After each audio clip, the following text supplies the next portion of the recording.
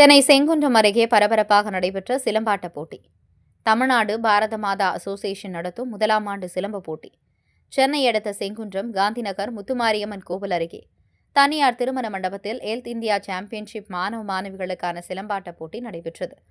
இந்த தமிழக பாரம்பரிய விளையாட்டுப் போட்டியில் மாணவ மாணவிகள் ஆர்வமுடன் கலந்து கொண்டு தங்கள் திறமைகளை வெளிப்படுத்தினார்கள்.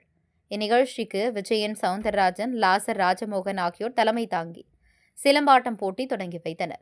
இதில் சென்னை, திருவள்ளூர், சேலம், ஈரோடு உள்ளிட்ட தமிழகம் முழுவதும் இருந்து வந்த சுமார் 100க்கும் மேற்பட்ட மாணவ மாணவிகள் கலந்து கொண்டு தங்கள் திறமையை வெளிப்படுத்தினர்.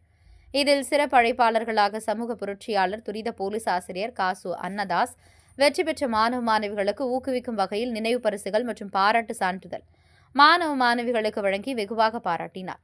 இந்நிகழ்ச்சியில் ஏராளமான பொதுமக்கள் மற்றும் சமூக ஆர்வலர்கள் கலந்து கொண்டனர்.